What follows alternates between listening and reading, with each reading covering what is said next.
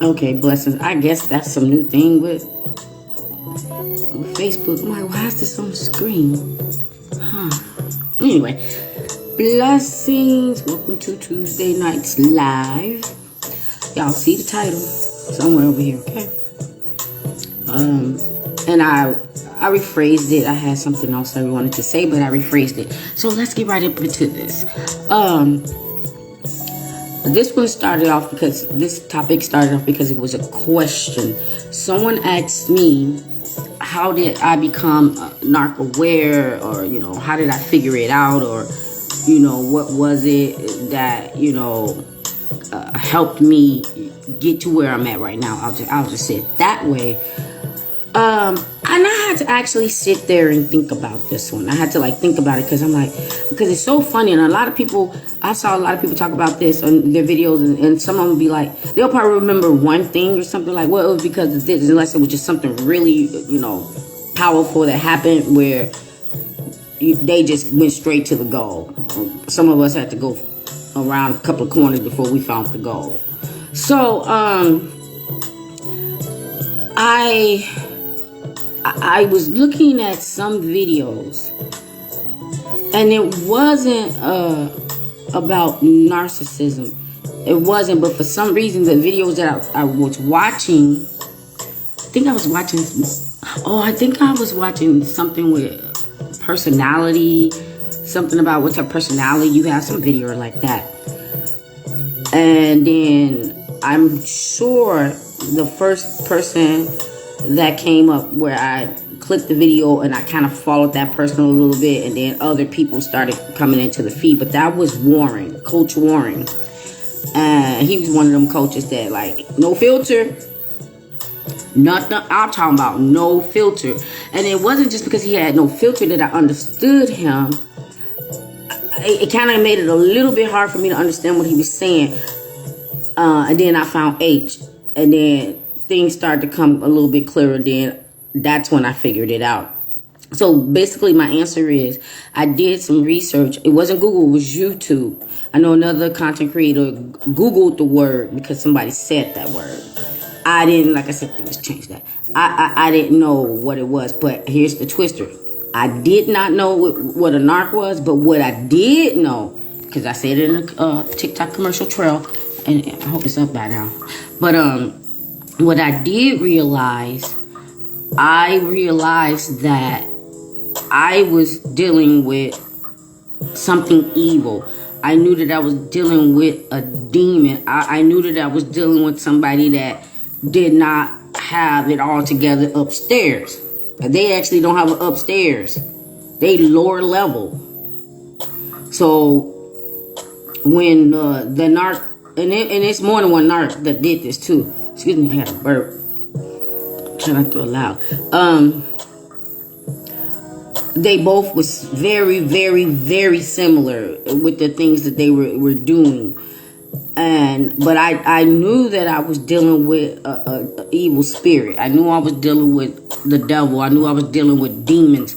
Because that was the first thing that came out of my mind and out of my mouth, was this is a demon. This is a demon, because I come from a spiritual family. I knew that it was a demon. I knew it was something very, very, very evil. And I knew that I wasn't in a safe place. I never was when I was with any narc.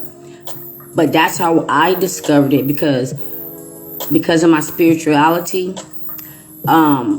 God showed me, yes, it is a demon, but I just did not know at that time when I first, got out, what I was dealing with. We're going to talk about that get out.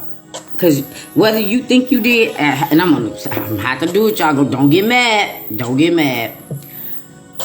When you finally figured out what you were going through, you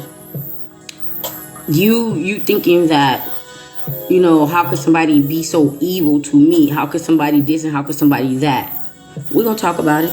Y'all, I'm telling you, if you saw the commercial trail, you already know what I'm going to say. But let's go. I wrote my notes down. I had to. But back to what I was saying. When I didn't know what a narc was, but I knew something was wrong. They have multiple personalities in them. That means that's multiple demons controlling them. If you guys ever saw the movie Me, Myself, and Irene, and I know they tried to make it lighthearted, but they was actually talking about what this thing really is, okay? So, in the movie Me, Myself, Irene, I can't think of the character name, but it was Jim Carrey. The character name might come to me, but I don't know, it's not Frank. Jim Carrey. So this is how some of you guys stories were, where the narc went out and had a baby with someone else. That's what happened in the movie. She went out and had babies with the black midget, and the kids came out black, but he was in so much denial that he was telling everybody that they're his kids and they have some type of skin disease or whatever. And everybody in the town was like, are you an idiot or not? Like, you gotta be stupid. You don't see what we see. And that's how it be. Your brain be so foggy that you don't see what everybody else is seeing. And so he was actually a good person, because even when he knew that they wasn't his, he still raised them, and they turned out just fine. They turned out just fine. So I'm gonna skip a little since I'm on this point, because I'm gonna come back, because it makes it easier to slide right into this next one. For y'all that have had babies or a child with the narc, and you're pregnant, and you're feeling like you're stuck, especially if you're pregnant. Y'all pay attention to me, those that's pregnant. And now when you figured out the narc after it was too late, after you got pregnant or after you had the kids. 9 times out of 10, a narc will not be there for their kids. They just won't. They'll go out there and find a new supply, and the new supply can have kids, and they would discard their own kids to play daddy or mommy or stepdaddy, stepmommy with someone else's kids. The discard goes so far, y'all.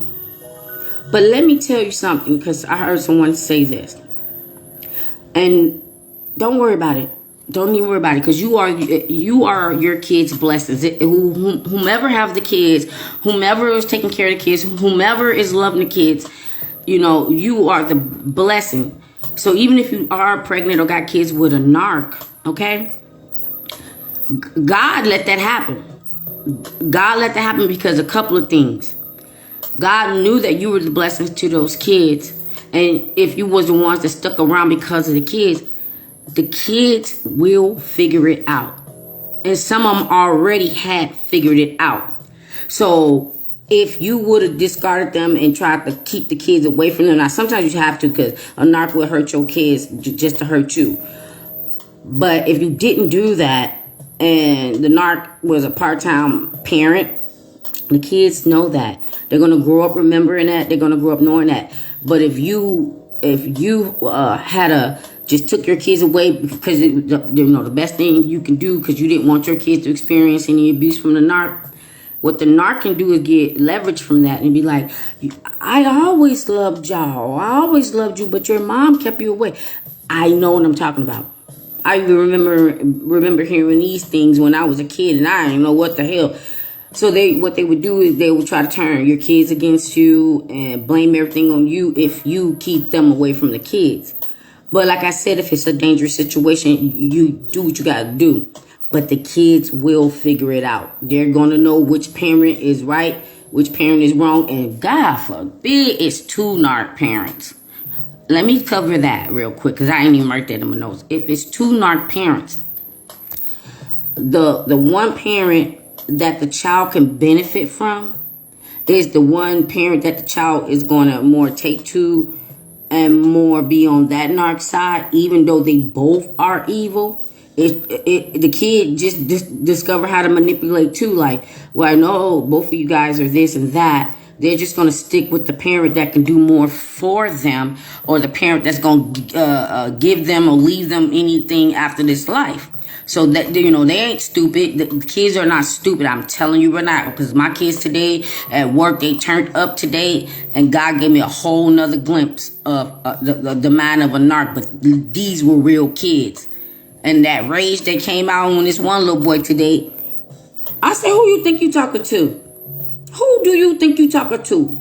And I knew I was talking to a kid, but I wanted this kid to know, who do you think you're talking to? Because you out of line and you're not in your place. That's what you gotta do with a narc. You gotta tell them who they think they talking to, who they think they're playing with. You know, because we all have our own decisions, and they want to make all the decisions for you. So I'm gonna go on that one. Let me make sure. Okay, so let's keep on going on, because I was the Me, Myself, and Irene movie. Like I said, these things have like 30 personalities. So that's like 30 demons that's inside of them. So each day they're trying to get up to improve the from the day before something more evil. So you'll have them narcs you had them demons inside the narc fighting like, oh no, you took control of the narc avatar and you didn't even cause any much chaos. So I'm gonna take over right now.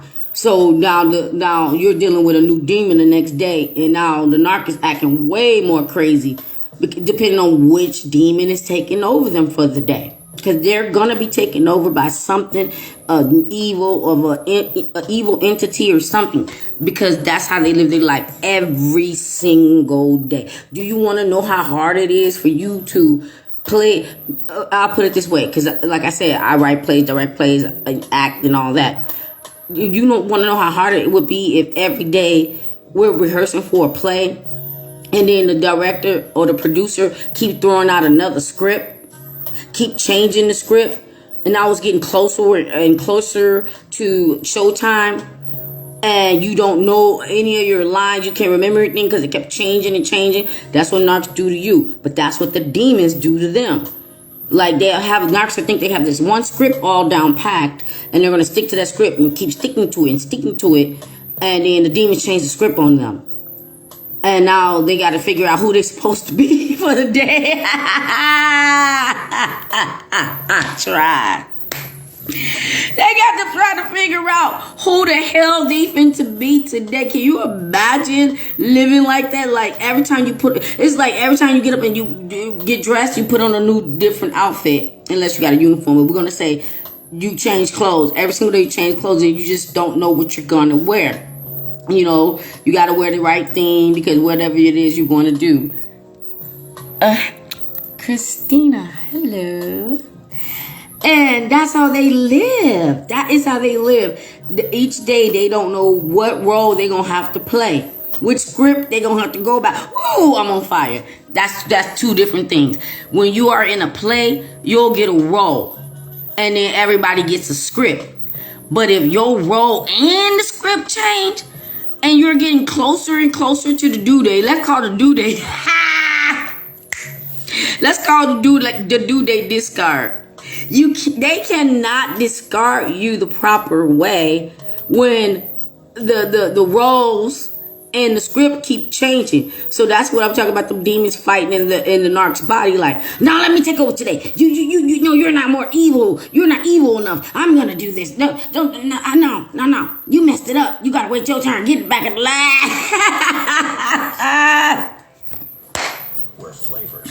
Get in the back of the line. I'm talking about these demons that like they are crabs in a bucket trying to take over this narc avatar and put on a new mask for the narc every day and be like, lights, camera, action, go. They have multiple personalities. You are just the same person. Why in the hell would you want to deal with that? Why in the hell would you want to deal with that? Something that this ain't right for you. It's so easy to get rid of a narc. It's like eating a food that you don't like, but you keep going out to the store buying it, even though you got money to buy anything else, but you keep buying the food that you don't like. Moving on, because I'm going to have to make 2 videos. I don't want to make it too long. I stretch this one out. My notes are like tiny. All right, so the next thing I want to talk about is, here, this one's on fire. I'm on fire. So I gotta make it clear. When you're done with an narc, even if you left, we never did the discard. Don't get mad at me. Please don't unsubscribe and don't block me. They are always the one that does the discard. And I'm gonna tell you why. They're either gonna just plain out discard you and move along, or they're going to make you discard them, the reverse discard. because they're going to drive you so insane that you can't take it anymore. So even though you left, they just didn't know when. That's the only part that makes them mad, because they just didn't know when. And then they also in shock because they didn't know you would actually do that. But they are the ones that always get the discard. They do the discard. Whether they did it or they made you do it, it still was them. So once you accept that, you moving on, you're healing. You have to accept that. I actually have to accept that, because, you know, in these videos, you know, people be like, oh, you win because you left. The narc always does the discard. Now, here's the twister. Now, once you get out and you're healing, and let's say you've been out for years, you so healed, but yet you are still single, because you might have tried to date or whatever, but you caught them red flags. This is why I always be like, it's more of them than us, but we are out there. They're always going to get another narc in a bad situation, because one, they're not us, and two, is because when they get with someone, especially, I don't want to skip. Let me make sure I get this one.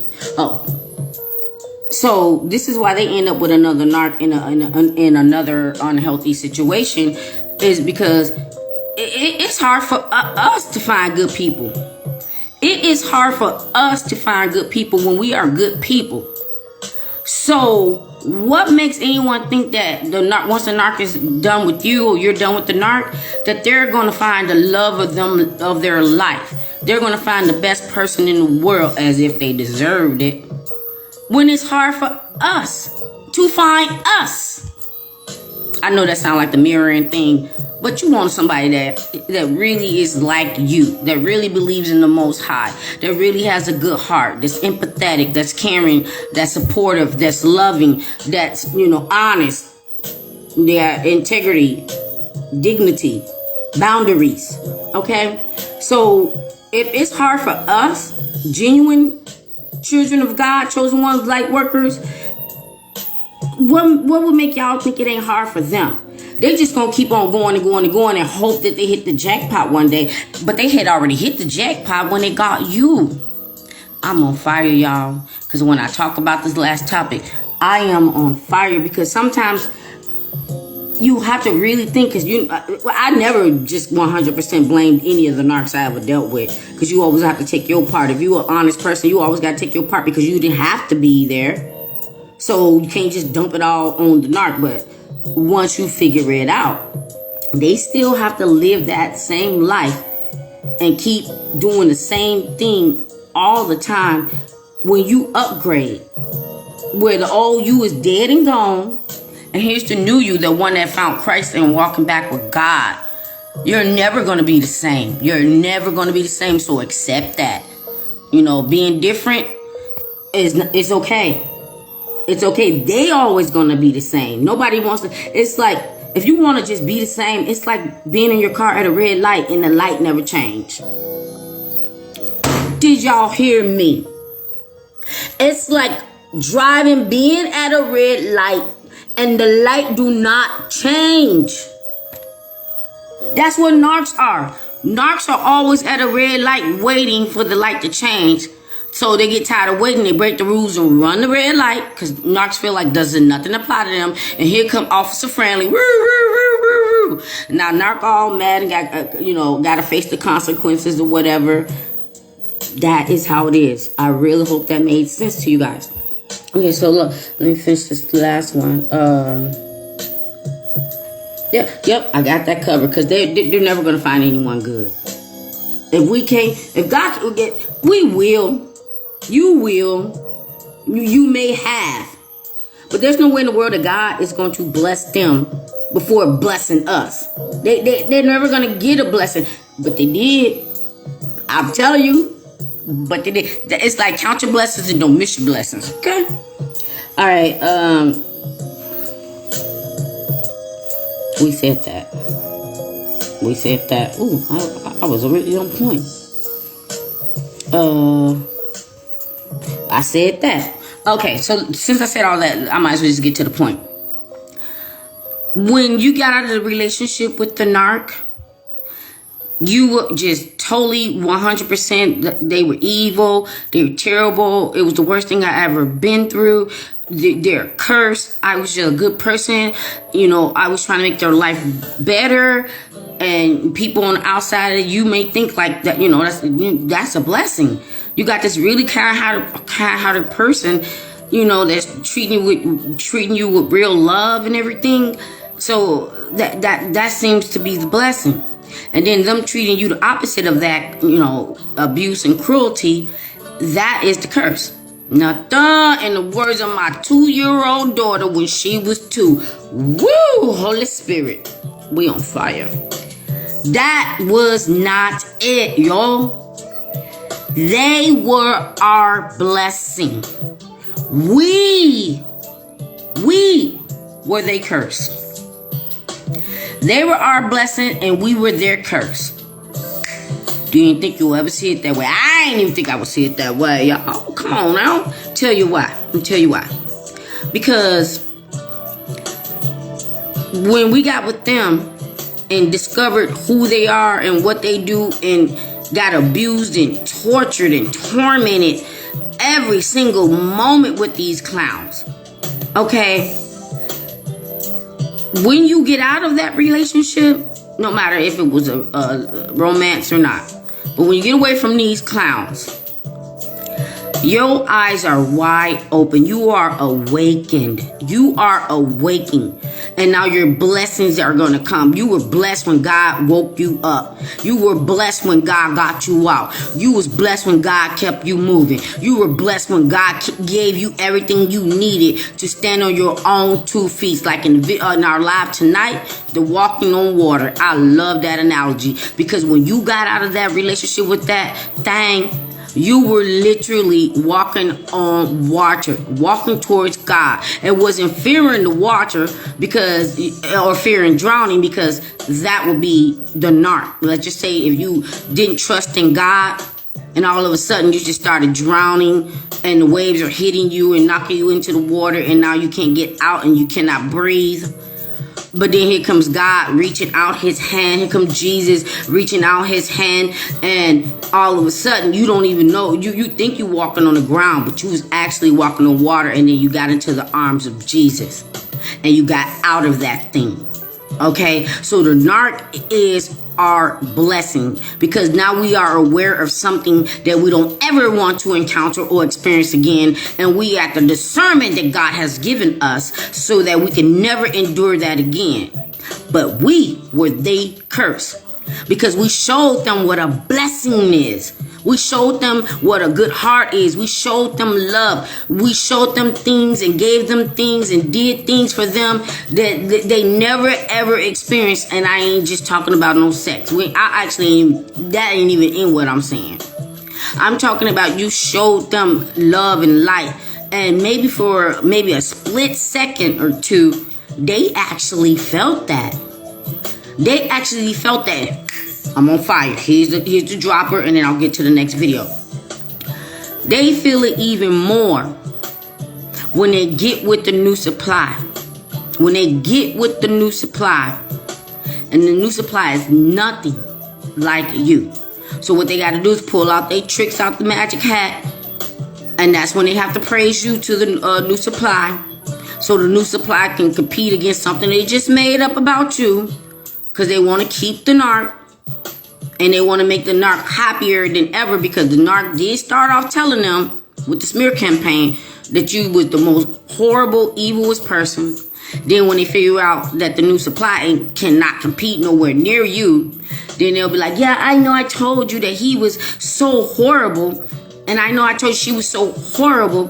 But she or he did do this and did do that. And so now that new supply is trying to compete to try to make the narc happier than you ever made them. This is why we are their blessing. This is why we are their curse and they are our blessings. Because they got us to God. They made us go back. Never gonna leave our Father again.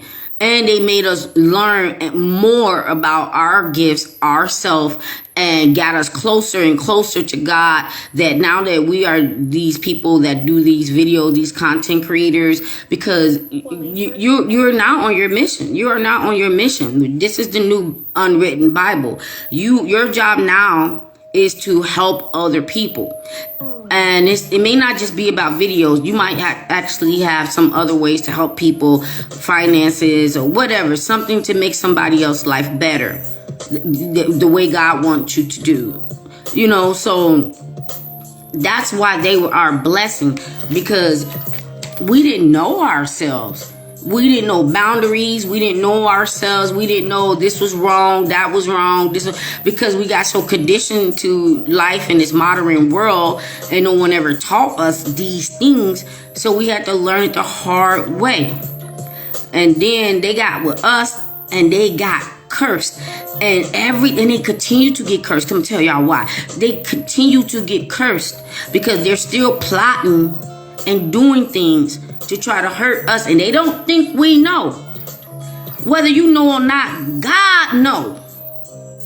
God know. And what he would do is, if it's something that you need to do, he would tell you what to do.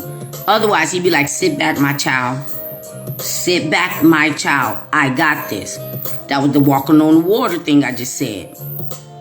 I can actually picture that. Like, if I was walking on the water and I thought I was walking on the ground, and I'm walking to God and realize my feet may be a little bit wet, so I freak out and now I'm sinking.